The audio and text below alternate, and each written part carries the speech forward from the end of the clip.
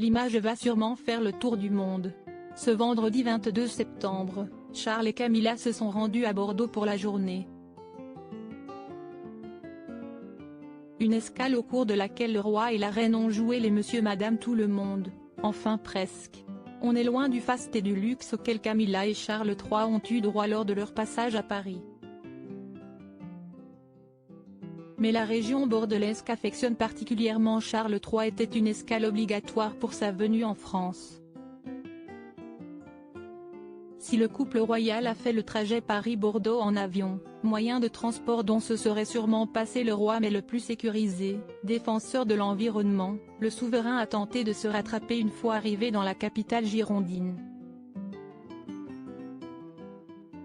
Accueillis sur le tarmac de l'aéroport par le ministre des Armées, Sébastien Lecornu, Charles et Camilla se sont rendus à l'hôtel de ville où le roi a planté un arbre, avant de s'offrir un bain de foule sur les quais de la Garonne et de monter à bord de la frégate HMS Iron Duke, bateau de la Royal Navy. Comme pour leur deuxième journée à Paris, la pluie s'est invitée, contraignant le roi Charles à afficher une allure plutôt improbable, mix entre parapluie et port de lunettes de soleil. Une météo qui ne l'a pas empêché de faire comme le commun des mortels juste après. De l'endroit où se trouvait le fameux bateau, Charles et Camilla se sont servis, comme tout le monde, enfin presque puisqu'avec de nombreuses personnes pour assurer leur sécurité, sont montés à bord du tramway pour se rendre sur la place de la Bourse où ils ont assisté à un concert.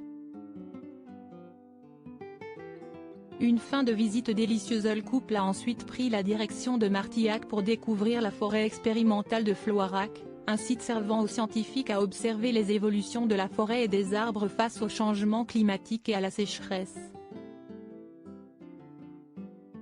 Après cela, Camilla et Charles étaient attendus au château Smith au Lafitte, pour découvrir la production de ces grands crus classés, toujours dans le respect de l'environnement. De quoi impressionner le roi qui ne devrait pas rechigner à déguster une de leurs cuvées.